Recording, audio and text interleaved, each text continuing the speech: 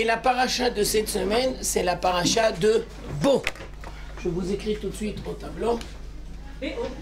Bon. Alors, la paracha de cette semaine se divise en 3 parties. Je vais tout de suite vous mentionner les 3 parties. Et ensuite, nous allons tout doucement les travailler.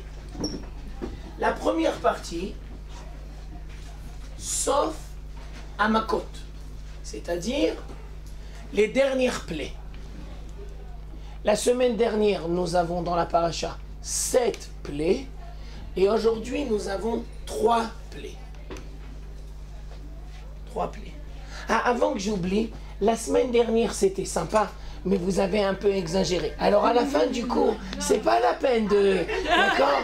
Non, en plus, on est bientôt à la fin de l'année, donc j'imagine... D'accord? Non, calmos, le cours normal et tout. Ok? Je vous remercie, j'accepte toujours les compliments, mais le danger des rabbins, c'est qu'ils vont se croire pour le bon Dieu. D'accord? Alors on n'est pas le bon Dieu. Alors, la première partie, c'est les plaies. Ensuite, la deuxième partie... Achanot la Yetzia, ça veut dire les préparations avant la sortie d'Égypte. Et on peut mettre en parenthèse, Dieu va nous donner certaines mitzvot qui sont censées nous préparer à la sortie d'Égypte. Et les préparations pour la sortie d'Égypte. Et les préparations de la sortie d'Égypte, ça se fait avec certaines mitzvot. Ouais, excuse-moi. Excuse-moi. Et la dernière partie, c'est Yetziat Mitzrayim, sauf on sort d'Égypte. D'accord? Et la semaine prochaine, les Égyptiens, glo, le miracle de la mer Rouge. Ok. Alors, la sortie d'Égypte. Alors, je reprends le sommaire de la paracha. Dans la paracha de cette semaine, nous avons 3 grands sujets. Le premier, les dernières plaies. Ensuite, les préparatifs avant la sortie d'Égypte. Et ensuite, la sortie d'Égypte. Première partie, les plaies. Alors on va poser une grande question et à la suite de cette question on va nous donner 3 réponses. Pourquoi les plaies en Égypte? Pourquoi la sortie d'Égypte se doit d'être accompagnée avec les plaies? C'est la deuxième question. Non, c'est la même question, mais je l'ai formulée sous une autre forme. Stam pour la petite histoire, j'ai l'impression qu'il manque un peu des filles. Ils sont partis, ils sont là, ils se baladent. J'espère qu'ils sont pas malades. Vous savez pas? Non, ici, il y a la Levana de gauche et la Levana de droite. Non, elle est plus là, Levana, elle est partie se marier. Ah oui, c'est vrai, ah, j'ai oublié. Elle est en train de se marier, là. Ah d'accord, il y a les mariages. Bon, d'accord.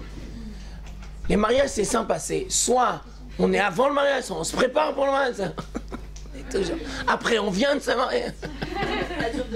D'accord, voilà, exactement. Alors, première dimension. Les plaies sont là pour punir les Égyptiens. Ah ouais, les plaies sont là pour punir les Égyptiens. Ça veut dire, quand on est en Égypte, sous la domination égyptienne, eh ben, le monde semble être complètement inutile. La grande question que tout le monde se pose en Égypte, mais où est les dieux? Ça veut dire, le monde semble être sans fin. Les Juifs sont sous l'extermination. On voit inutile, sans objectif. On ne voit pas à quoi ça mène. On ne voit pas sur quoi ça débouche. Et à part ça, le monde semble être dirigé par les forces du mal. C'est-à-dire les gens qui sont des méchants. Style, je m'excuse du parallèle, c'est un parallèle très précis. Style Hitler, Staline, etc. Le monde semble leur appartenir et ils font ce qu'ils veulent. Et rien ne peut arrêter leur folie. Alors, première dimension des plaies, les plaies sont pour punir les Égyptiens. Et chacun se devra de recevoir la punition qui lui convient. Et à travers les punitions, on comprend que le monde n'appartient pas à l'homme. Non. Et Dieu y met les pendules à l'heure. Alors les plaies sont là pour mettre les pendules à l'heure. Et je me permets d'anticiper, la semaine prochaine, Pharaon, glo, glo, glo, glo, glo, glo, glo, glo. 2 minutes, 2 minutes. Je me permets d'expliquer que l'intervention de Dieu en Égypte, elle est là pour nous apprendre un principe. Mais ça ne veut pas dire que Dieu intervient toujours de manière dévoilée. Ah non, j'ai pas dit ça. J'ai pas dit que chaque fois qu'il y a des méchants, alors Dieu il va intervenir comme il est intervenu en Égypte. Non, j'ai pas dit ça. J'ai dit que les plaies en Égypte sont là pour nous apprendre pour la première fois le principe. Ça c'est la deuxième. Non, c'est la première dimension. Que le monde n'appartient pas à l'homme et que l'homme se devra de donner des comptes à Dieu. Mais ça ne veut pas dire que Dieu intervient dans tous les cas de cette manière-là. En Égypte, il a jugé bon d'intervenir de cette manière. Je me permets de dire que dans la délivrance finale, il y aura une étape qui va ressembler comme en Égypte pour punir celui qui devra recevoir sa punition. Je parle maintenant des ennemis de la communauté d'Israël. Tous ceux qui ont porté atteinte à la communauté d'Israël se devront de recevoir leur punition. Maintenant, je t'écoute. Ok. Ah. Est-ce que chaque Égyptien, pas par nous en soi, mais les Égyptiens, le peuple égyptien qui a subi les plaies, a subi les plaies selon qui il était, c'est-à-dire... Ouais, bien sûr. Ils n'ont pas tous eu la même intensité. Non, ils n'ont pas tous eu la même intensité. C'est ça que je veux dire. C'était une punition. Exactement, exactement. Maintenant, tu poses une très bonne question et je vais te donner une réponse surprenante. La question, c'est comme ça. Est-ce qu'il y a des Égyptiens qui ont participé au sauvetage de Juifs? Alors, nous, on dit sûrement, mais le texte, il ne nous en parle pas. Sauf une Batia Bat Paro. Ça veut dire que tu dois apprendre de Batia Bat Paro qu'il y a des justes parmi les nations qui sont prêts à mettre leur vie en danger pour sauver la communauté d'Israël de l'extermination en Égypte. Et donc, s'il y a eu Batia, ça veut dire forcément qu'il y en a eu d'autres. Mais on ne les explique pas. D'un air de dire, je t'ai dit Batia, t'as tout compris. Vous comprenez ce que je veux dire? Il a fait. Deuxième dimension. C'est pour toi, Lévana. Deuxième dimension. Les plaies sont là aussi pour la communauté d'Israël. Les plaies ne sont pas là que pour punir les Égyptiens. Les plaies sont pour la communauté d'Israël. Et les plaies sont là pour apprendre les principes et les fondements de la croyance juive. Les principes et les fondements de la croyance juive. Alors on explique. Maïmonide, il a fait 13 articles de foi. Maïmonide, il a fait 13 articles de foi.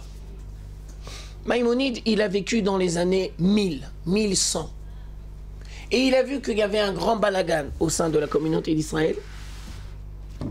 Alors, il a rédigé 13 articles de foi. on les lit des fois à la fin de la prière. Ani ma'amin be'emuna shlema. Le dernier, c'est Ani ma'amin be'emuna shlema be'viat HaMashiach. D'accord? Chez nous les Sfaradim, Igdal Elohim Chai, le piyut Igdal Elohim Chai, c'est les 13 articles de foi de Maïmonide, mais exprimés en cantique. D'accord? Si on avait le temps, on prendrait, on étudierait, on verrait tous, exactement. Maintenant, 200 ans ou 300 ans après Maïmonide, 200 ou 300 ans après Maïmonide, il y a un grand sage qui s'appelle Rabbi Yosef Albo. On va peut-être marquer son nom au tableau, ça vaut la peine. Rabbi Yosef Albo. Et il a fait un très grand livre qui s'appelle Sefer HaIkarim, c'est-à-dire le livre des grands principes. Et dans ce livre-là, Sefer HaIkarim, il va prendre les 13 articles de foi de Maïmonide et il va les condenser en 3 articles. HaIkarim. Ikar, c'est principe, fondement. Et nous allons expliquer que les 3 articles de la foi se dévoilent à travers les plaies. Et donc les plaies sont là pour enseigner à la communauté d'Israël les principes de la foi juive. Alors on explique. Le premier, c'est la présence divine. Metziut Hashem. Je tiens à préciser que la sortie d'Égypte, c'est le dévoilement de la présence divine sur terre. Le premier, c'est Metziut Hashem, la présence divine. Je tiens à dire la même chose, plus approfondie. La création du monde n'est pas un grand principe de la foi juive. La sortie d'Égypte, oui. Je reprends. La création du monde n'est pas un grand principe de la foi juive. La sortie d'Égypte, oui. Alors, quelle est la différence? Alors, on explique. Première explication. Après, on va en donner une autre. Première explication. La présence juive, la présence divine dans la création du monde, la présence divine dans la création du monde, c'est une présence cachée. Tu peux ne pas voir la main de Dieu dans le monde de la nature. Comment on dit le monde en hébreu? Olam. Alors ça, c'est très important que vous sachiez que la racine du mot Olam, c'est E'elem.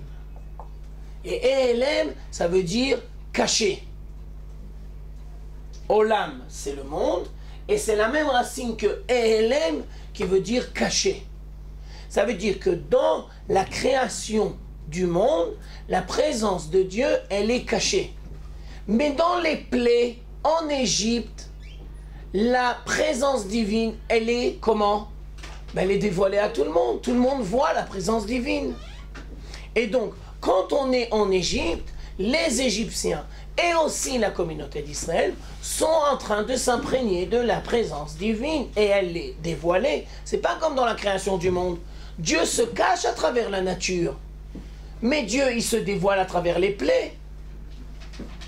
Deuxième dimension. Moshe émet, Vetorato émet. Ça veut dire que les plaies sont là pour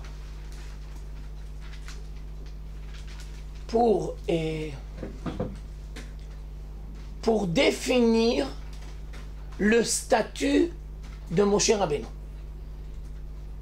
Les plaies sont là pour définir le statut de Moshe Rabbeinu.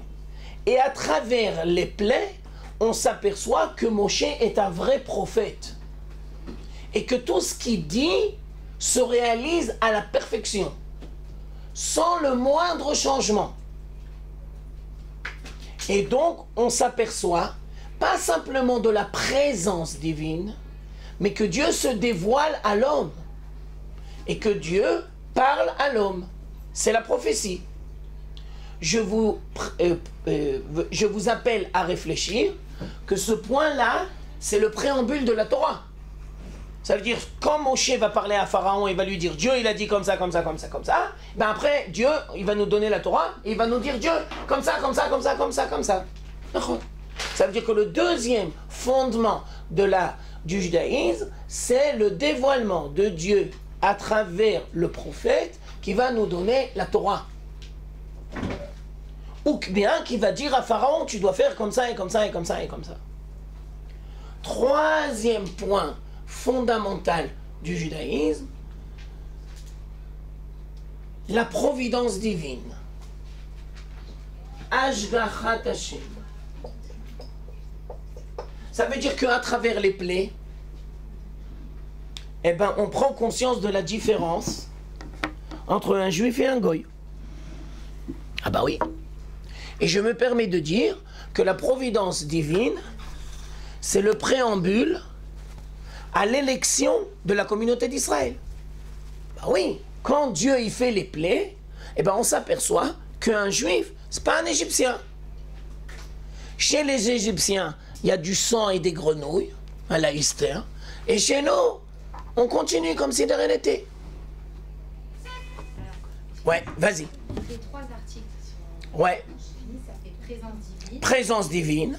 Alors le deuxième, j'ai pas trop... Le deuxième, c'est la parole de Dieu qui se dévoile à travers le prophète et qui nous dit qu'est-ce qu'il faut faire.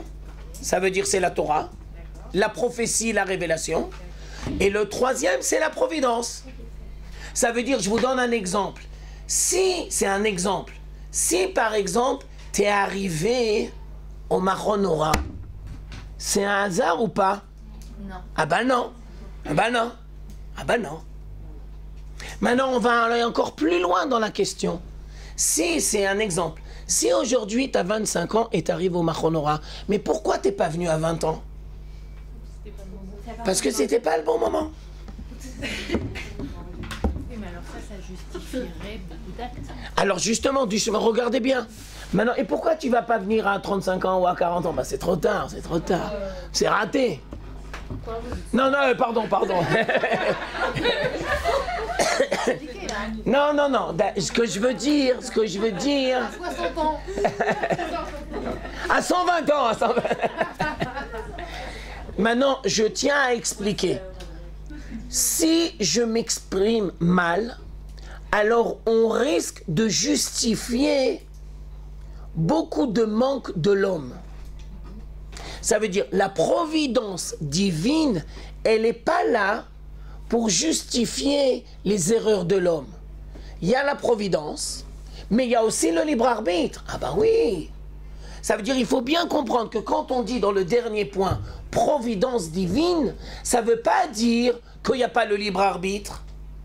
Dans le grand sujet qui s'appelle providence divine, il faut savoir que la providence divine se dévoile à travers le libre arbitre de l'homme. C'est l'opposé du mektoub. Exactement, c'est l'opposé du mektoub. Ça veut dire chez les Arabes, le déterminisme. Non. Maintenant, il ne faut pas croire qu'il n'y a que le libre arbitre. Et il ne faut pas croire qu'il y a la providence. Que la providence. Il y a la providence et il y a le libre arbitre. Non, vous avez raison. Mais est-ce que selon le choix, la providence change? Bien sûr. Dieu, il t'accompagne dans tes choix. Tu comprends ce que je veux dire? Sauf des cas extrêmes. Comme Par exemple, la sortie d'Égypte, Pharaon. Je te pose pas la question maintenant. Ça, c'est des cas extrêmes. Et encore non, parce qu'au début, Pharaon, il dit à Moïse, oui, je vais le faire. D'accord. Non, tu as raison. Ça veut dire que tu vois bien que au début, Dieu, il va avec Pharaon. Non, parce qu'il n'a pas dit à Pharaon, enfin à Moshe, il va pas t'écouter. Nahon, tu as raison. Il faudra quand même insister. Nahon, tu as aussi raison, je te préviens. Mais n'empêche qu'il y a un moment où Dieu, il met Pharaon au pied au mur et lui dit, ça y est. Ou il dit, c'est fini. D'accord? Ok. Alors je reprends. La grande question que je vous ai posée tout à l'heure, comme ça je vous fais greffer. Même les madames qui ont plus que 22 ans, on les greffe. D'accord? Ils font partie intégrante du cours. Bah oh! Alors je reprends. La grande question qu'on a posée, c'est pourquoi les plaies? Première réponse, qu'est-ce qu'on a dit? Pour punir les Égyptiens. Et pour que les Égyptiens sachent que le monde ne leur appartient pas. Et donc Dieu, il met les pendules à l'heure. Ça, c'est la première dimension des plaies. Deuxième dimension des plaies, c'est pour la communauté d'Israël. Parce qu'à travers les plaies, tu vas commencer à apprendre les grands principes du judaïsme. Et les grands principes de la foi du judaïsme se dévoilent à travers les plaies. La présence dévoilée de Dieu, Metziut Hashem. Ensuite, le statut de Moshe Rabbeinu en tant que prophète qui va nous transmettre la parole de Dieu et qui va dire il faut faire comme ça et comme ça. Et c'est le préambule au don de la Torah. Ça s'appelle Moshe Emet Vetorato Emet. Et le troisième point, la providence divine, en sachant pertinemment que dans la providence divine, il y a aussi le libre arbitre. Ça, c'est la deuxième explication. Mais maintenant, j'aurais voulu vous donner une troisième explication. Pourquoi les plaies? Dieu sait que la communauté d'Israël est dans le 49e degré d'impureté. Je reprends les cours de Tobiano. On est complètement assimilé à la société égyptienne. Ça veut dire quoi? Dieu sait que la communauté d'Israël n'est pas capable de sortir par elle-même d'Égypte. Non. Dieu voit que la communauté d'Israël est incapable de sortir par elle-même d'Égypte. Dieu voit que la communauté d'Israël est incapable de prendre les devants. Alors Dieu dit, je n'ai pas le choix. Je me dois d'intervenir de manière miraculeuse, parce que si j'attends, ça va être la fin de la communauté d'Israël. Donc à ce moment-là, il n'y a plus de libre arbitre. Nahon, tu as entièrement raison. Maintenant, il y a des gens qui n'ont pas été capables de se greffer. Mais il n'y a plus de libre arbitre dans le sens, Dieu dit maintenant, c'est le processus de délivrance. Maintenant, il y a quand même le libre arbitre parce que tu dois toujours choisir, je me greffe ou pas. Mais n'empêche que maintenant, Dieu, il dit, le processus est mis en marche. Alors, je vous explique. Et ça, c'est surprenant comme explication. Les plaies sont là pour nous expliquer le niveau très faible de spiritualité de la communauté d'Israël. Les plaies sont là pour nous expliquer le niveau de spiritualité très faible de la communauté d'Israël. Dieu est obligé de prendre les devants parce que l'homme est incapable de prendre ses responsabilités. Et quand l'homme est incapable de prendre ses responsabilités, alors Dieu prend les devants. Je vais vous dire la même chose sous une autre forme.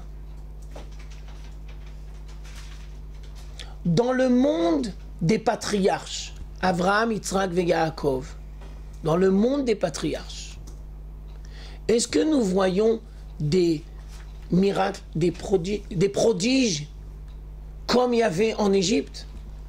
Non. Tu prends toute l'histoire des Havot, il n'y a pas des prodiges. Alors nous on dit, mais pourquoi? Réponse, eh bien parce qu'ils savaient faire leur travail tout seuls. Ils n'avaient pas besoin qu'on leur explique qu'est-ce qu'il fallait faire. Je vous donne quelques exemples. Il y a la famine au temps de Abraham. Qui va dire à Abraham, est-ce qu'il faut descendre en Égypte ou il ne faut pas descendre en Égypte? Ben, il sait tout seul ce qu'il faut faire. Et qui va dire à Abraham de descendre en Égypte et de revenir? Mais lui, tout seul, il n'a pas besoin qu'on lui dise. Monsieur le rabbin, j'ai une question. Monsieur le rabbin, j'ai une question. Monsieur le rabbin, j'ai une question. Monsieur le rabbin, j'ai une question. Monsieur le rabbin, tu me saoules, Yaouli. Monsieur le rabbin, j'ai une question. Monsieur le rabbin, j'ai une question. Je parle pas pour vous. Mais ça veut dire que des fois, quand tu vas voir le rabbin et que tu lui poses une question, ça veut dire que tu deviens dépendant. Ça veut dire que tu réfléchis pas par toi-même. Tu n'essayes pas de trouver par toi-même les réponses.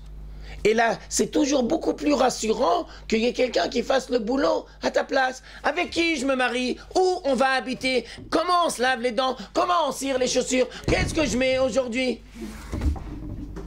Alors je tiens à expliquer, Avram, il n'a pas besoin qu'on lui dise. Ça veut dire il est à un niveau de spiritualité tellement élevé qu'il se dit à chaque fois dans sa tête, si je peux, c'est un lapsus révélateur. Ouais. Il se dit dans sa tête, si je peux trouver la réponse tout seul, alors pourquoi je vais saouler Dieu? Dieu me fait confiance. Il me donne les outils pour que je trouve par moi-même la réponse. Alors par exemple, il y a marqué dans le texte, dans le Midrash aussi, qu'il est resté en Égypte le temps qu'il fallait. Et quand il a fini la famine, eh ben il revient, il n'a pas besoin qu'on lui dise de revenir. Et la même chose pour descendre en Égypte. Tant qu'il peut rester en Eretz Israël et qu'il aime Eretz Israël, ben il reste en Eretz Israël. Mais arrive un moment où c'est plus possible, c'est la famine, elle est trop dure. Alors, tu veux enregistrer? Ouais, tu peux enregistrer, il n'y a pas de problème, mais je reprends pas tout depuis le début. Tu prends le train en marche. Ou bien on va résumer après, d'accord. D'accord. Vas-y, fais ce que tu dois faire, je sais pas moi. Alors, vous comprenez ce que je veux dire? Alors maintenant, je reprends par rapport au plaies. Pourquoi la sortie d'Égypte se fait de manière prodigieuse? Pourquoi la sortie d'Égypte se fait à travers des miracles? Pourquoi la sortie d'Égypte se fait à travers un processus où l'homme n'intervient pas beaucoup? Réponse, parce que l'homme, il n'est pas capable. L'homme, il est de 49e degré d'impureté. Si on aurait attendu que l'homme prenne ses responsabilités, on aurait pu attendre longtemps. Alors Dieu dit, j'ai pas le choix. Contraint et forcé, je n'ai pas le choix. Alors ça, c'est une lecture très profonde. Pourquoi? Parce que ça veut dire, maintenant j'extrapole, ça veut dire quoi? Ça veut dire qu'un juif qui vit son identité juive correctement, c'est un juif qui prend ses responsabilités. Ah bah oui. Un juif qui vit correctement son identité juive, c'est un juif qui prend ses responsabilités. Ça vaut aussi pour un non-juif. Et c'est vrai aussi pour un non-juif. Et ensuite, on continue. Et ensuite, on continue. C'est responsabilités à l'échelle collective. À l'échelle personnelle et collective. Alors maintenant, regardez bien parce que ça va encore plus loin. Ça veut dire quoi? Alors, faites attention parce que c'est renversant. Puisque nous sommes dans le 49e degré d'impureté, alors Dieu dit, je n'ai pas le choix. Je vais faire le processus. Mais quand Dieu fait le processus, quelle est la conséquence? Réponse, que l'homme est un spectateur. La conséquence des plaies, c'est que l'homme devient un spectateur. Puisque c'est Dieu qui fait tout le boulot. C'est Dieu qui fait les plaies. Ben oui, Dieu est obligé de faire les plaies parce que s'il va attendre que toi. Et alors maintenant on explique. L'identité juive est là pour créer des gens qui ne voudront jamais être spectateurs, mais qui essaieront toujours d'être des acteurs. Le processus d'Égypte s'est fait à travers des prodiges, c'est-à-dire que la communauté d'Israël n'était pas capable d'être des acteurs. Et donc, ils sont spectateurs. Je vais encore plus loin dans mon analyse. 2 minutes. Je fais, après je vous écoute avec grand plaisir. La faute des explorateurs, pourquoi? Pourquoi la sortie, pourquoi la génération qui est sortie d'Égypte, elle est incapable de rentrer en Eretz Israël? Ils ont vu les prodiges de Dieu. Ils ont reçu la Torah. Alors, ils ne peuvent pas continuer le cap et rentrer en Eretz Israël. Réponse. La génération qui sont sortis d'Égypte, ce sont une génération de spectateurs. Et en tant que spectateurs, ils ont du mal à devenir acteurs.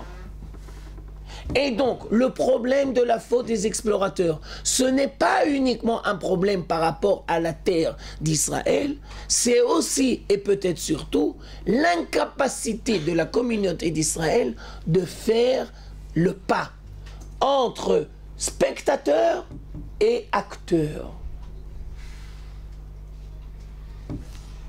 Quand tu comprends ça, tu vas comprendre la deuxième partie de la paracha. Pourquoi? Parce que après les plaies, on rentre dans les préparatifs de la sortie d'Égypte. Alors nous on dit, c'est quoi les préparatifs de la sortie d'Égypte? Pourquoi il faut se préparer à sortir d'Égypte? Réponse, parce que maintenant tu dois apprendre à devenir acteur. Dieu ne va pas faire à ta place tout le boulot. La faute des explorateurs, c'est le fait qu'ils n'aient pas su devenir acteurs. Ouais. Et en même temps, ils ont pris ils ont été dans l'action, puis ils ont pris la décision eux-mêmes d'aller voir. Nahon. Non. Non. Non. Non. C'est pas précis ce que tu dis. Alors maintenant, je reprends. Quels sont les préparatifs de la sortie d'Égypte? Alors je vais vous donner deux grands préparatifs. Le premier, c'est l'agneau pascal. On ne peut pas sortir d'Égypte avant l'agneau pascal. Et je tiens à préciser, l'agneau pascal, c'est entre les ténèbres et la dernière plaie. Alors on va poser comme question, pourquoi Dieu nous demande les préparatifs de l'agneau pascal entre la 9e et la 10e plaie?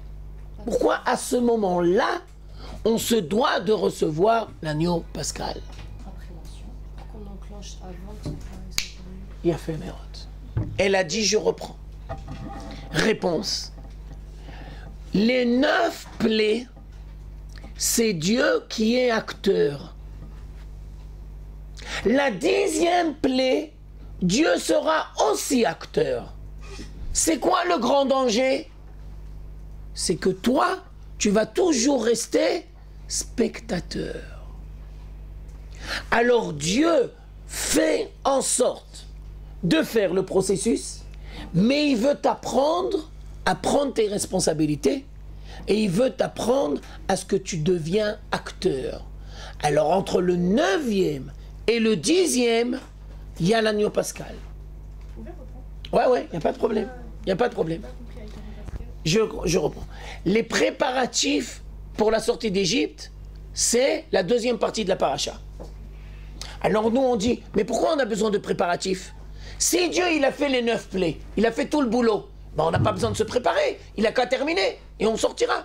Si Dieu a commencé à faire tout le boulot, eh ben, il n'a qu'à terminer.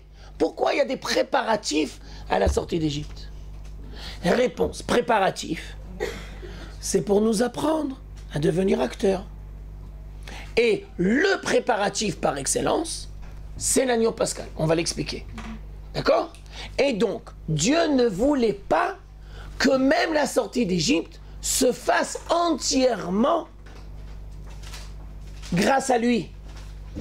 Parce que ça aurait engendré chez nous une mauvaise compréhension qu'un être juif croyant, c'est quelqu'un qui doit rester toute sa vie passif. Et donc, pour nous obliger à prendre nos responsabilités et à assumer les conséquences de nos choix et à nous mesurer avec la difficulté, Dieu nous donne l'agneau pascal. Je vais encore plus loin dans mon analyse. L'agneau pascal, c'est entre la 9e plaie et la 10e plaie. C'est quoi la 9e plaie? Les ténèbres. Et comme on l'a dit dans les cours précédents, qu'est-ce qui s'est passé dans les ténèbres? Les 4/5 de la communauté d'Israël sont disparus. Ça veut dire quoi? Ça veut dire qu'ils n'étaient pas capables de faire l'agneau pascal. Ils ne sont pas capables de sortir d'Égypte. Ils ne sont pas capables de faire le pas. Alors ils disparaissent. Les 4/5. Ils n'ont pas su apprendre à devenir acteurs. Ou ils n'ont pas voulu. Ou c'était trop dur pour eux. Ou ils avaient 1000 raisons.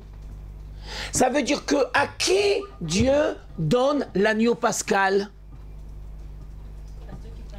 À ceux qui prennent leurs responsabilités et qui sont capables de le faire et qui sont capables de sortir d'Égypte. Vous avez...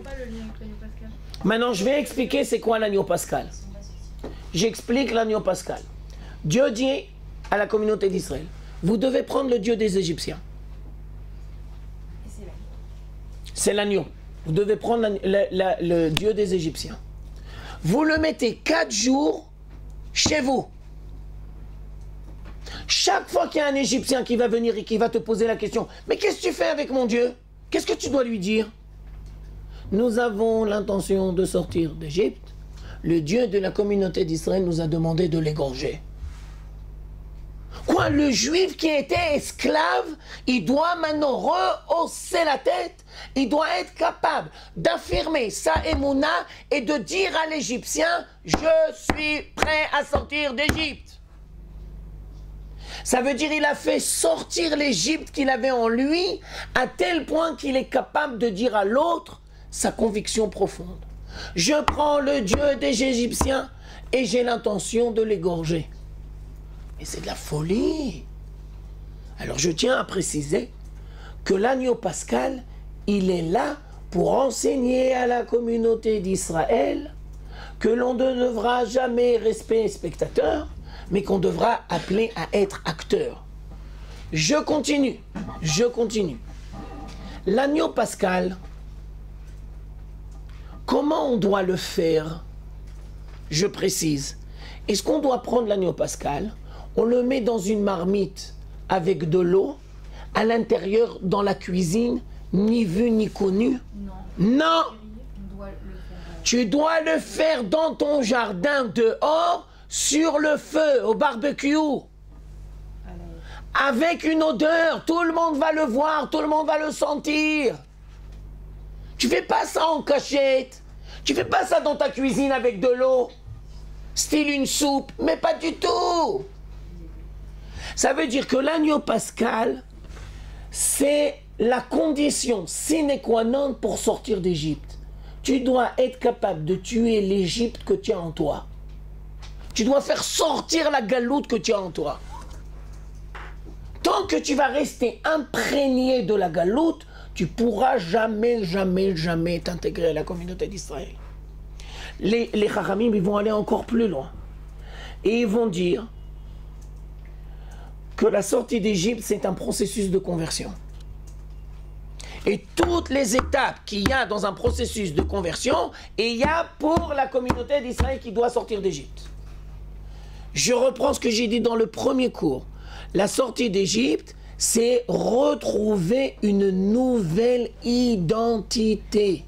Ça s'appelle Shemot, pas les noms. Shemot, l'identité. À qui tu appartiens? Réponse à Dieu. Ça veut dire quoi? Pas à l'Égypte. Et tu dois être capable de faire ce changement-là. Les 3 étapes de la conversion. Première étape, le mikvé. Deuxième étape, pour les garçons, la brit mila. Troisième étape, le korban. En Égypte, c'est sous un autre ordre. On s'en fout pour l'instant. Le korban Pessah, c'est le korban. Après, il y aura le mikvé. Et après, il y aura la brit mila. C'est-à-dire les 3 étapes de la conversion, ils sont là pour bien montrer aux Juifs que tu dois devenir acteur. Et je tiens à préciser qu'un processus de conversion, c'est quelqu'un qui décide de devenir acteur. Et il paye le prix, et c'est dur, et c'est difficile, et c'est long. La même chose pour la communauté d'Israël. Tu dois prendre le Korban Pessah, tu dois le mettre 4 jours chez toi, tu dois répondre aux Égyptiens qui vont venir, et tu dois avoir la conviction.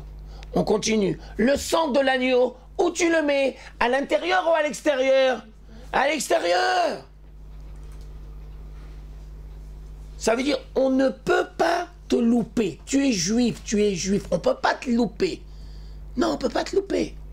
Ça veut dire que pour les juifs qui étaient des esclaves, qui n'étaient plus des êtres humains, qui étaient moins que de la poussière, et c'est très précis ce que je dis, pour les juifs qui étaient moins que de la poussière, ils doivent maintenant apprendre à rehausser la tête. Sans tomber dans l'orgueil. Mais ils doivent apprendre à dire « je suis juif », c'est-à-dire différent. Je ne fais pas partie de la société égyptienne. Je coupe les ponts avec la société égyptienne. Je t'écoute. Ah, tu voulais dire un truc tout à l'heure. Non, je t'en prie. Le Corban, c'est ce qui va permettre le dévoilement de la Kadosh Baruch Hu ou aucun rapport? Non, bien sûr que oui. Mais on a dit dans les étapes précédentes du cours que les plaies, c'est le dévoilement de Dieu aux yeux de la communauté d'Israël. Pas uniquement aux Égyptiens, mais aussi, on voit la présence divine à travers les plaies. Mais le danger des plaies, c'est que la communauté d'Israël, ils sont encore spectateurs. C'est Dieu qui fait tout le boulot. C'est lui qui fait toutes les plaies. Nahon, tu as raison. C'est pas un Havaya. D'accord, tu as raison. Dans ce sens-là, tu as raison. Nahon. C'est ce que je dis. Korban Pessah, c'est Shem Havaya. Les plaies, c'est Elohim. C'est aussi un miracle en fait que les Égyptiens ils aient pas réagi. Nahon, bien sûr. Tu as entièrement raison de dire. Elle a dit, notre copine, et on dit ce qu'elle a dit tout fort, c'est que c'est un miracle que les Juifs ont réussi à rehausser la tête et que les Égyptiens n'ont rien fait. C'est un miracle et c'est pas un miracle en même temps. Nahon, c'est les deux. C'est les deux. Parce que c'est parce qu'on a été... Bidou. On a fait le boulot. Montré la Emouna Bidou Kaha. qui douche Hachem et donc ils ont pu que respecter ce qu'on fait. Bidou Kaha. Maintenant, je tiens à expliquer. Juste une question. Ouais, vas-y. Pour sortir l'exil effectivement de soi, il fallait qu'il y ait un niveau spirituel. Est-ce que c'est le parallèle avec le mikvé, la Bien sûr, bien sûr. Bien sûr. C'est les étapes. Ça veut dire, je reprends ce que je suis en train de dire. Le but, ce n'est pas uniquement de sortir physiquement d'Égypte. Le but de la sortie d'Égypte, ce n'est pas de sortir physiquement d'Égypte. Excusez-moi, mademoiselle, dans les cours du rabbin, on ne parle pas. Merci beaucoup. Ça arrive des fois, on oublie. C'est comme par exemple, je vous donne un exemple.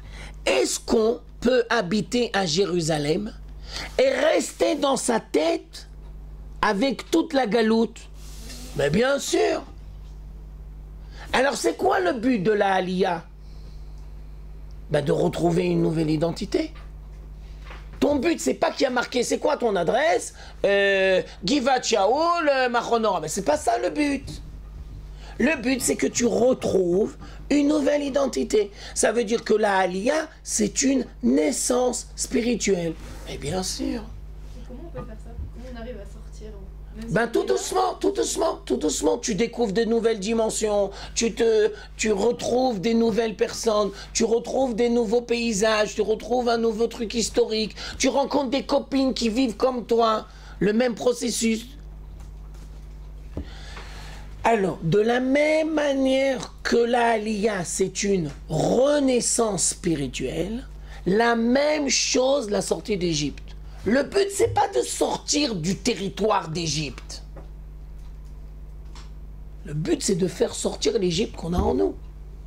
Mais bien sûr. Le but, c'est de retrouver notre identité juive originelle. Mais comment je vais arriver à percevoir que ça m'appartient? Que ça fait partie de moi, Tu le ressens, non? Je vais te dire. Delphine, je reprends la question parce que tout le monde n'a peut-être pas entendu. Delphine pose une très bonne question. Elle dit, je découvre des nouvelles dimensions, Mais je prends conscience aussi de la, pas simplement de la difficulté, mais de la distance qu'il y a entre moi et ces nouvelles dimensions. Alors, qui m'assure que ces nouvelles dimensions-là, ils sont bien pour moi?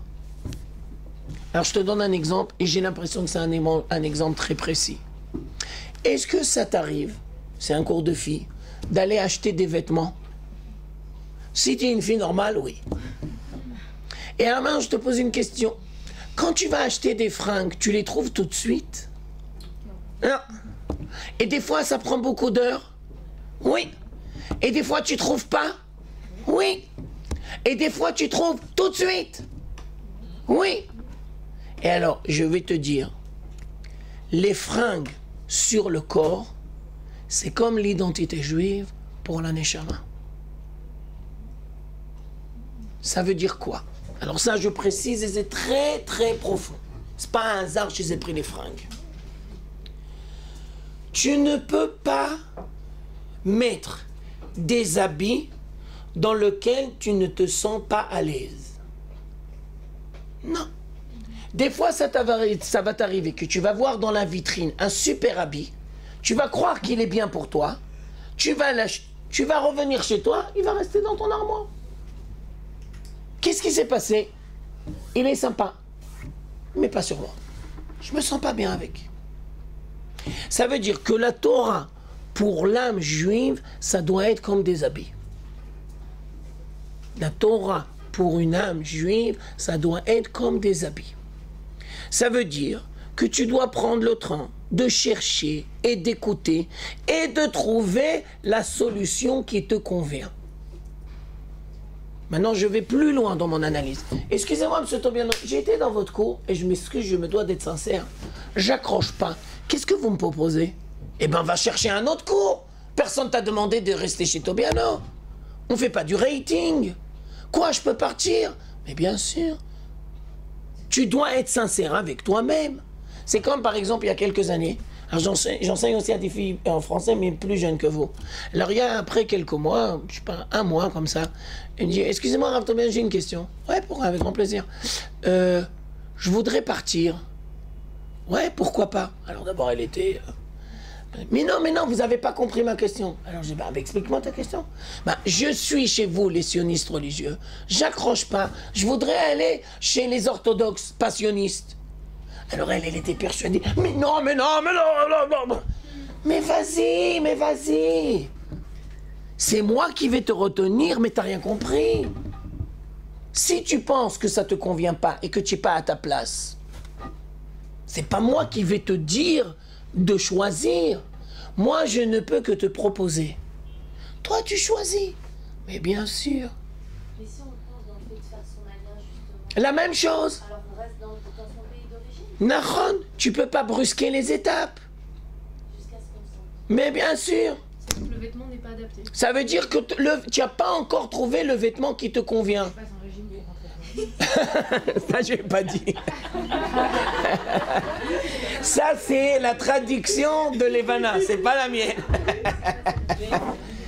Attends, 2 minutes. Maintenant, je voudrais aller encore plus loin. Maintenant, il faut savoir que dans les habits, il y a 2 choses. Ça, c'est Laura Vaviner, il m'a dit ça il y a 30 ans et c'est absolument génial. Dans les habits, il y a 2 choses. Il y a les habits d'hommes et les habits de femmes. Dans les habits, il y a les habits d'hommes et les habits de femmes. Et dans la Torah, c'est la même chose. Ça veut dire quoi? Les habits des hommes, c'est une appartenance culturelle, sociologique. Ils ont tous... parce qu'ils font partie d'un groupe.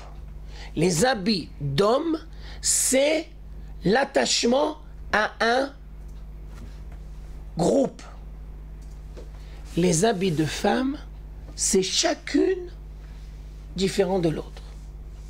Dans le message de la Torah, tu devras toujours créer un équilibre entre l'appartenance à la collectivité et ta définition personnelle. Tu devras trouver ta place au sein de la communauté juive Alors tu décides, je suis Lubavitch, je suis Chabad, je suis Nachman, je suis Sfarad, je suis Ashkenaz, lituanienne, je suis Rav Kook. Ça, tu décides d'appartenir à un groupe au sein de la communauté d'Israël. Et à part ça, tu te dois de trouver ton expression personnelle. Et tu te devras de définir et d'entretenir ta dimension personnelle au sein de la Torah. Et le but de la Torah, ce n'est pas de créer des robots ou de créer des... à la chaîne. Et on a besoin et des habits d'hommes et des habits de femmes. Juste une question. Son expression personnelle, elle se fait au sein du groupe qu'on a choisi ou c'est il y a le groupe et il y a son expression? Les deux. Au sein du groupe et de Bien sûr. Global. Par exemple, je vais te dire un exemple. Bon, je vais vous donner des exemples. J'espère que je vais bien expliquer. Excusez-moi, Tobiano. Qu'est-ce que vous préférez? Les cours de Halakha ou les cours de Tanakh? Bah, si tu me demandes mon avis personnel, les cours de Halakha, bien sûr, mais les cours de Tanakh, j'en ai besoin pour ma neshama, c'est du pikuach nefesh. Le Tanakh, la Bible. Je peux pas sans. La Halakha, bien sûr que je peux pas sans, mais ça y est, bon, je la connais, ça y est. Je la revois, mais si tu vas me dire, eh viens, je vous fais un cours de Halakha, bon, d'accord, ok, j'ai le principe. C'est pas les questions qui m'interrogent. C'est pas les questions qui me préoccupent. C'est pas les questions qui me demandent à réfléchir. Qu'est-ce que tu dois trouver dans la Torah? Les réponses à tes questions. Tu dois jamais t'oublier dans la Torah. Dieu, il te demande de te découvrir à toi et d'être sincère à toi. On va pas te demander dans le ciel, mais pourquoi t'as pas été Moshe Rabbeinu? Mais non. On va te dire pourquoi t'as pas été Delphine. Je t'ai donné une neshama, elle s'appelle Delphine. Elle a des capacités, elle a des manques, elle a des choses qui la préoccupent, elle a des recherches personnelles, elle a plein de choses. Tout ça pour la communauté d'Israël, mais avec ton truc personnel. Demain, tu vas te poser la question, comment je voudrais apporter ma contribution au sein de la communauté d'Israël? Mais c'est une question super personnelle. Chacun va donner sa réponse. Demain, tu auras des enfants. Il y en aura un comme ça, un comme ça, un comme ça, un comme ça. Mais bien sûr, il n'y a pas un modèle. Il y a des milliards de modèles. Tu comprends le truc? Ça veut dire que tu devras trouver un enseignement de la Torah qui, d'un côté, renforce ton attachement à la collectivité, mais d'un autre côté, qui dévoile ta spécificité. Vas-y, Tsiona, tu voulais dire. Attends, excuse-moi. Qui était avant Tsiona? Qui a levé la main? Il y avait une question par là, j'ai oublié. Ah, tu vois, j'avais raison. Ah, d'accord, ok, d'accord. Mais j'ai vu qu'il y avait un droit. Vas-y, Tsiona. C'est une question au niveau de la Neshama. D'accord. D'appartenir, enfin, de se sentir plus proche d'un mouvement religieux. D'accord. Ça dépend vraiment de la Neshama, dans le sens où la Neshama, à la base, elle est neutre, elle est pure. Non. Ça vient à Gilgoul, ça vient de quoi? Ça vient des 12 tribus. Ça vient des 12 tribus.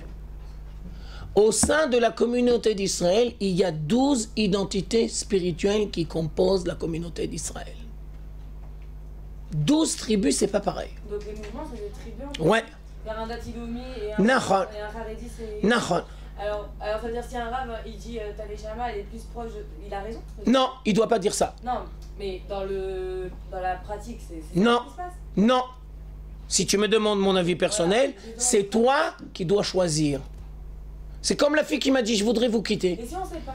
2 minutes. Toi, tu me poses comme ça. Je te donne l'exemple que je lui dis à la fille. Et je voudrais vous quitter. Oui, il n'y a pas de problème. Après, je lui dis, mais je te demande juste une seule chose. Tu ne taperas jamais sur les gens religieux. De aucune tendance. Tu vas me dire, les petits religieux sionistes, mais c'est des laïcs, ceux-là, c'est pas des religieux. C'est pas des rabbins, ceux-là. Non.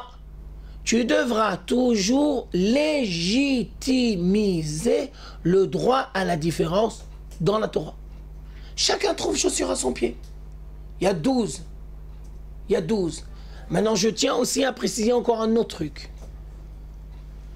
De la même manière que des parents se devront toujours de donner dans les premières années de leurs enfants beaucoup d'amour et une très grande présence pour que les enfants ont confiance en eux-mêmes et qu'ils ont confiance dans leurs capacités. C'est le rôle des gens qui enseignent la Torah de faire confiance à l'autre qui saura toujours trouver la solution qui lui convient. Maintenant, est-ce que le fait d'appartenir à tel ou tel mouvement, ça dépend excusez-moi le mot, mais du tafkid qu'on a? Je veux dire, Ça dépend aussi, mais ça dépend pas que du rôle. Ça dépend avant tout de la nature. Le rôle, c'est une conséquence. Et si on se sent bien dans plusieurs courants? Si tu te sens bien dans plusieurs courants, alors c'est tout à fait légitime. Je vais te dire par exemple, dans ma bibliothèque, mais je tiens à préciser que des fois, on se sent bien dans plusieurs courants parce qu'on n'a pas les capacités et le courage de choisir. Alors on fuit. Et il faut savoir qu'il y a des domaines où tu te dois de trancher. Mais il faut aussi le temps. Bien sûr, j'ai pas dit ça, mais je dis sur le principe. Par exemple, je te donne un sujet. Aujourd'hui, c'est la délivrance, oui ou non? Ben ça, tu peux pas rester toute ta vie. Ou bien une autre question. Sioniste ou pas sioniste? Les gens pas religieux. Mais on peut évoluer. Bien sûr, je suis entièrement d'accord, mais tu es appelé sur les problèmes de fond, tout doucement à te positionner et à faire des choix. Maintenant, je m'excuse de dire ça. Mais les choix, tu les fais pas que dans la Torah. Les choix, tu vas les faire demain avec ton mari. Et après, avec l'éducation que tu devras donner à tes enfants. Oui, mais par exemple, on peut être sioniste, mais de plusieurs des branches différentes. Je suis entièrement d'accord avec toi, mais je me permets d'attirer aussi l'attention que on se devra d'avoir des tuyaux digestifs bien développés pour savoir absorber plusieurs choses différentes. Parce que quand tu fais absorber plusieurs choses différentes, généralement, ça fait le balagan.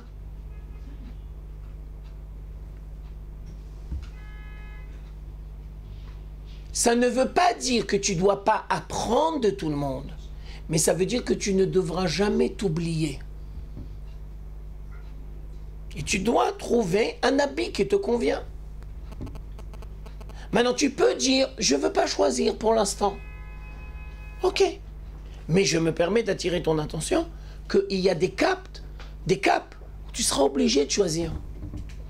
Je m'excuse de vous dire ça, j'ai pas tellement envie de vous décourager. Le rabbin Tobiano, il a des défauts. Mais bien sûr, tu vis dans les rêves. Mais nous, on les voit jamais, ces défauts. Réponse, mais oui, parce que tu t'es pas marié avec Tobiano, t'as pas demandé de te marier avec Tobiano. Tu vis pas avec lui. Daniel, elle nous a dit que vous étiez parfait. Alors, excuse-moi, je la connais un peu avant toi, d'accord? Et je suis prêt à mettre mon billet, d'accord? Et tu peux même lui demander, d'accord? Alors, je tiens à préciser que tu peux ne pas faire les choix dans la Torah. Tu dis, je vais évoluer, comme tu as dit très justement, je vais évoluer. Je veux pas faire les choix. Tout à fait légitime. Mais je me permets de te dire que dans la vie, tu dois apprendre à faire des choix. Et quand tu fais un choix, c'est apprendre à se mesurer avec des manques. Faire un choix, le problème de faire le choix, c'est pas le problème de faire le choix. C'est de renoncer. Le problème de faire le choix, ça veut dire quoi?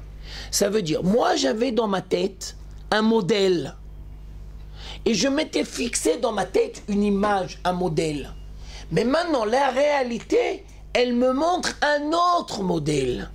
Est-ce que moi, je suis capable de m'adapter et de choisir le nouveau modèle en étant conscient des bons aspects et des mauvais aspects? Parce que si tu crois qu'il y a un choix sans mauvais aspects et bons aspects, c'est mon rôle de te dire, tu te mets le doigt dans l'œil. Tobiano, il a des défauts, mais bien sûr, Simplement, il est suffisamment intelligent pour ne pas te les montrer dans les cours. Mais bien sûr. C'est tout. Ça n'existe pas, les gens sans défaut. S'ils n'avaient pas de défaut, ils ne seraient plus là. Si on est là, c'est qu'on a un travers à faire. Si tu n'es plus là, ça veut dire que tu as fini ton travail. Mais si tu es là, ça veut dire que tu as un travail à faire. Ensuite, les enfants, la même chose. Tu es obligé de choisir des structures. Les parents et le corps enseignant, c'est jamais pareil. Tu fais 80%, tu fais 90%, 70%. Mais c'est jamais pareil, c'est pas comme la maison. Maintenant, quand tu as des enfants, tu te dois de donner une place à la structure éducative et tu te dois aussi de donner une place à la maison. Il y a la maison et il y a la structure éducative. Excusez-moi, est-ce que ça se peut que les profs de tes enfants, ils fassent des fois des bêtises? Réponse, comme moi, je fais des bêtises. Et comment tu te mesures aux bêtises du corps enseignant? De la même manière que tu te mesures avec tes bêtises. C'est pareil. Tu ne vas pas casser les enseignants aux yeux de tes enfants, mais d'un autre côté, tu ne peux pas tout légitimiser. Non, tu dois apprendre à gérer. Et bien sûr. Alors tout ça on a dit, parce que dans la Torah il y a les habits d'hommes et les habits de femmes, et donc je reprends l'idée principale que l'on est en train de dire, c'est que les préparatifs de la sortie d'Égypte, c'est pour nous apprendre à devenir acteurs, et pas rester toute notre vie téléspectateurs. C'est ton tour. Juste avant de poser ma question, je voulais savoir d'où ça venait le fait que chaque identité religieuse venait des 12 tribus. Ah, d'où moi je l'ai appris ça? Ah, de 1000 sources. Tu veux une source, je te donne une source. Les Chachamim vont nous dire que dans les cieux, il y a 12 portes. Et que les tfilotes, ils passent par sous 12 portes. Donc tu apprends de là que 12 tribus, c'est 12 identités spirituelles. Ça, c'est une dimension. À part ça, une autre source, il y a un texte du Rav Kook très joli qui dit que chaque tribu, c'était une identité spirituelle. Ouais. Maintenant, à part ça, il ne faut pas attendre le Rav Kook pour trouver ça. Si tu prends la fin de Yaakov, où il bénit chacun de ses enfants, et la fin de Moshe Rabbeinu, où il va bénir chaque tribu, tu t'aperçois que chacun, c'est une autre identité. Si tu vas étudier le Tanakh correctement, eh ben, tu vas t'apercevoir qu'il y a des identités et que c'est fait en rapport avec la tribu. Et donc, si tu grandis dans une certaine tribu, si tu grandis dans une autre tribu, Et est-ce qu'on peut faire des rapprochements en fonction de la manière dont ils ont béni les 12 tribus? ouais, Avec chaque personne des 12 tribus? c'est une très bonne question ce que tu dis. Alors, je vais te dire un truc. Je ne crois pas que ça existe en français, mais je crois que ça existe en anglais. Et en hébreu, ça existe. Il y a une femme qui s'appelle Myriam Adaan. Myriam Adaan. C'est une psychologue qui a fait tchouva et qui va écrire un livre génial. Elle en a écrit plusieurs, mais ce livre-là, il s'appelle Moudaout. Moudaout, compréhension, comment on dit en français? Moudaout. Comment on dit? Connaissance. Non, non, pas connaissance. Conscience, conscience, conscience. D'accord? Et alors, elle va utiliser un modèle qui existe en psychologie chez les Goïm. Que tu prends tout le monde, tous les types de personnes, et tu vas les classer. Et tu vas les trouver. Alors là-bas, dans le modèle, il y a 9 types. 9 types. Maintenant, ces types-là, ils peuvent apparaître de 3 manières. Ou correctement, ou pas bien du tout, ou au milieu. Et comme c'est une femme qui va faire tchouva, elle va adapter les 9 modèles avec des figures du judaïsme. D'accord? Moshe, c'est pas Aaron. Ben non, Moshe, c'est pas Aaron. Si tu comprends Moshe, tu comprends que c'est pas Aaron. Si tu comprends Aaron, c'est pas Moshe. Alors il y a 9 types. Alors c'est pas les 12 tribus, parce que ça, elle fait à titre personnel. Et 12 tribus, c'est au sein de la collectivité. Mais c'est le même principe. Alors je te conseille, j'imagine que ça existe en anglais, en français ça existe, en hébreu ça existe, Moudaout de Myriam Adaan. C'est un livre génial. Et donc, à travers les modèles, tu apprends à comprendre qui tu es. Je vais plus loin. On n'ouvre pas le sujet parce qu'il me reste que 10 minutes. D'accord? Si, par exemple, je sors avec un mec, d'accord? Qui je cherche? Le mec ou moi? Réponse. À travers lui, je commence à découvrir qu'est-ce qui est important pour moi. Et donc, 2 minutes. Et à travers lui, je vais être appelé à faire des choix. Puisque je me devrais de choisir quelle est la solution qui me convient, qu'est-ce que j'aime, qu'est-ce que je n'aime pas, qu'est-ce que j'apprécie pas, qu'est-ce que je veux pas. Ça veut dire que l'autre, à la limite, je vais dire une phrase dure, mais c'est pour expliquer le principe, à la limite, l'autre, c'est un prétexte. Parce qu'il me permet de mieux me comprendre. Et les gens qui ne sont pas capables de faire le CAPT, des fois, c'est parce que ils n'arrivent pas à faire à travers l'autre. Qu'est-ce que ça remue en moi? Et ça remue tellement que... Comment est-ce que je veux dire? Tu ne peux voir en l'autre que ce qu'il y a chez toi. Si toi, tu ne connais pas, par exemple, si tu ne sais pas ce que c'est l'orgueil, ben, tu ne pourras jamais voir l'orgueil chez les autres. Et donc, ça te permet de relativiser. L'autre, il a beaucoup de dimensions que je ne connais pas. Parce que je ne peux pas tout voir. Je peux voir en l'autre ce qu'il y a chez moi. Ça fait un miroir. Tu comprends ce que je veux dire? Ça fait un miroir. Mais c'est ça. Ouais. Ça envoie constamment une part de toi. C'est quoi? C'est une part de soi qu'on n'accepte pas, avec laquelle on a un souci? Des fois, ça peut être. Des fois, ça peut être. C'est pas obligé. Pas obligé. C'est une interprétation. Qui voulait dire un autre truc? Va, vas-y. Alors ça voudrait dire qu'aujourd'hui, il est censé y avoir 12 tendances dans le judaïsme pour... Dans le judaïsme orthodoxe, ouais. Orthodoxe. Maintenant, non, alors maintenant tu as entièrement raison de dire. J'ai dit une erreur, je reprends ce que j'ai dit. Même les gens laïcs, ils ont un rôle très important à jouer au sein de la communauté d'Israël. Même les gens laïcs, qui ne sont pas religieux, ils font partie des 12 tribus. D'accord? Bien entendu. Mais, on se devra de savoir accepter ce qui est bon chez eux et de faire attention à ce qui est mauvais chez nous.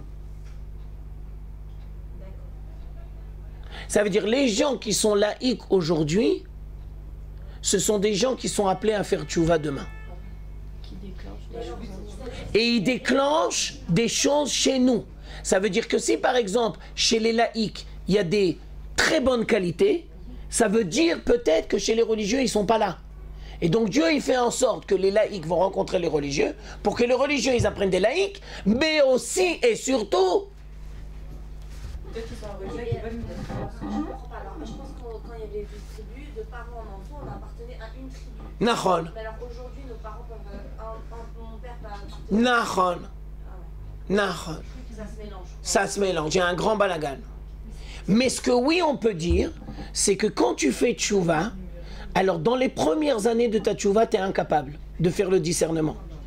Comme dans les premières années de ta aliyah, tu es incapable de faire du discernement. Où je vais habiter, dans quelle maison, c'est tous des juifs, c'est tous pareils. Mais qu'est-ce que c'est choquant même. Et des fois ça te révolte. D'accord? Mais plus tu avances dans ta tchouva, et plus tu avances en Israël, tu commences à avoir du discernement. Par exemple, Stam, je te donne un exemple. Il faudrait dire ça aux gens. J'ai 2 minutes. Et par exemple, le bonhomme, il vient à chaque fois en vacances à Ashdod. Génial. Et bronzé, la mer Ashdod. Génial. On kiffe. Puis après, il fait sa Aliyah. Et il vient à Ashdod toute l'année. Mais c'est... Alors, si tu veux écouter mon avis, on aurait dû lui dire, viens, mais n'achète pas tout de suite une maison. Tu comprends ce que je veux dire? Alors achète à Elat. Oh, je te vois venir, je te vois venir. Maintenant, on va dire, et ça c'est marqué dans les textes, que chaque contrée d'Israël, elle est en rapport avec une tribu. Et toi, tu peux pas vivre n'importe où en Israël. Jérusalem, c'est pas comme tribu. Par exemple, Jérusalem, c'est pas Tel Aviv.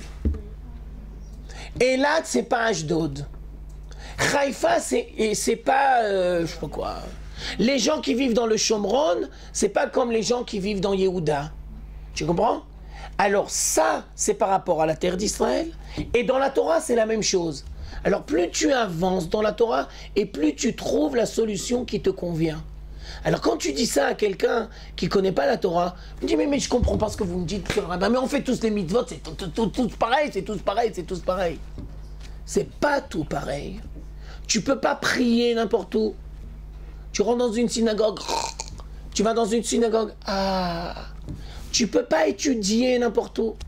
Tu peux pas écouter le message de n'importe qui. Tous les rabbins sont bons, oui, mais celui-là, il te convient pas. Oui, mais ça veut pas dire qu'on doit s'enfermer dans quelque chose. Ah non, pas du tout. Ça veut dire aussi que... Attends, elle attend, excuse-moi, c'est pas gentil. Vas-y.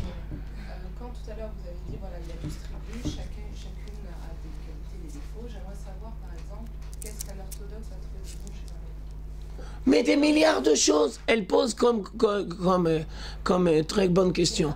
Excellente comme question. Qu'est-ce qu'un orthodoxe peut apprendre chez un laïc? Alors je vais te donner milliards de réponses.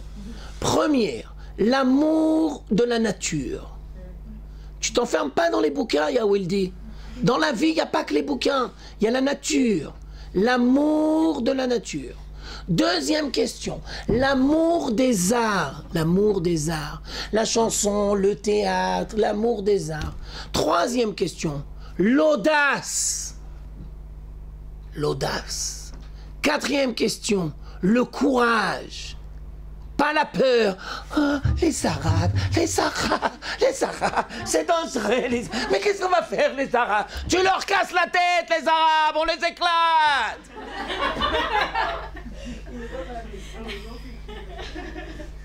Tu les éclates correctement. Ça veut dire quoi? Tu vas pas devenir fasciste. Chas vechalila, tu vas pas devenir fasciste. On a l'interdiction de devenir fasciste. Mais si, par exemple, il y a un arabe qui porte atteinte à la communauté d'Israël, tu ne dois avoir aucun scrupule. Je m'excuse, mais on va mettre les points sur les i. Les Américains au Vietnam, ils ont fait les pires atrocités. On ne devra jamais, jamais, jamais, jamais faire les atrocités que les Américains, ils ont fait au Vietnam. Mais je continue la phrase. Alors ils ne doivent pas nous faire la morale. On ne fera jamais, jamais, jamais, jamais aux Indiens, aux Arabes, ce que les Américains ont fait les Indiens. Mais quand tu comprends ça, ça veut dire que ce n'est pas les Américains qui vont nous faire la morale. Alors les gens qui ne sont pas religieux, ils ont de l'audace, ils ont du courage. Quand on leur a dit en 1900, on va venir en Israël, et qu'il y avait de la vache enragée, eh ben ils ont dit, on va venir en Israël, il y a de la vache enragée. Oui, il y a de la vache enragée. Et alors? On va manger de la vache enragée. Oui. Les marécages. Oui. Tu veux encore la liste? Mais bon, pour moi, quand vous dites l'amour de la nature, des arts, tout ça, c'est pas incompatible avec un orthodoxe. Je suis entièrement d'accord, mais je sais pas si tu as remarqué que... Pas ça spécifique à un laïc, par exemple. Je suis entièrement d'accord avec toi, mais je m'excuse de poser la question. Chez les religieux, il y a combien de moshav? Et dans les quartiers religieux, il y a combien de jardins? Et il y a combien d'agriculteurs? Il y a combien de vaches? Et des poulets? Et des ânes?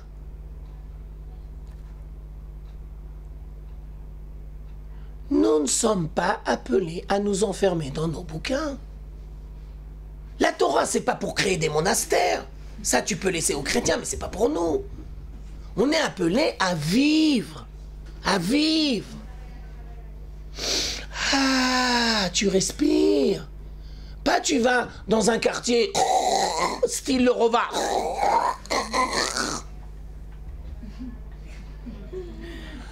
Ah, sors, respire. Le verre. Tu comprends ce que je veux dire? Alors je reprends. La deuxième partie de la paracha, c'est l'agneau pascal. Pour nous apprendre que l'on doit faire le cap entre être spectateur et acteur. Et la communauté d'Israël se doit d'apprendre à prendre l'agneau pascal et se doit d'apprendre à être acteur. Nahon, bidiouk. Maintenant, deuxième élément. Alors je termine, mais il me reste 2 minutes. L'agneau pascal, tu le manges jamais seul. Tu le manges en collectivité. C'est le deuxième point des préparatifs. Ce ne sont pas des préparatifs personnels, ce sont des préparatifs de toute la communauté d'Israël. Tous, pardon, tous au même moment, on se prépare ensemble. Et je tiens à préciser que quand on est en Eretz Israël, à Pessah, toute la communauté d'Israël se retrouve sur la montagne du Temple. Ce n'est pas une expérience individuelle, c'est que tu fais part d'une communauté, d'un peuple, pas d'un petit groupe, mais d'une société. Une société juive. Nous ne sommes pas appelés à vivre toute notre vie en exil, c'est-à-dire en petite communauté. On doit apprendre à vivre à l'échelon national. Le Shabbat, ce n'est pas le Shabbat dans ta famille, c'est le Shabbat dans tout l'État d'Israël. Les fêtes juives, c'est dans tout l'État d'Israël. Ce n'est pas une dimension individuelle, c'est une dimension collective. Alors les préparatifs de la sortie d'Égypte, c'est des préparatifs collectifs et non individuels.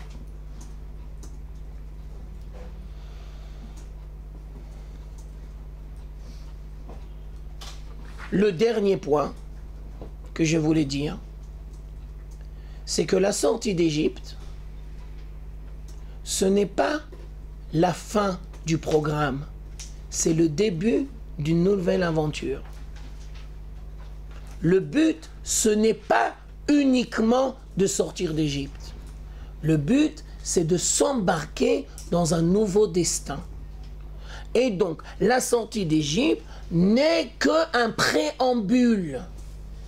Ce n'est pas une fin, ce n'est pas l'objectif, ce n'est pas la fin. C'est le début de l'aventure de la communauté d'Israël. Et je me permets, parce que je prépare les cours de la semaine prochaine, dans le programme de la délivrance en Égypte, il y a 3 étapes. La sortie d'Égypte, c'est la première étape. La deuxième étape, c'est le don de la Torah. La troisième étape, c'est rentrer avec la Torah tous ensemble en Israël. Donc le but, ce n'est pas de sortir d'Égypte.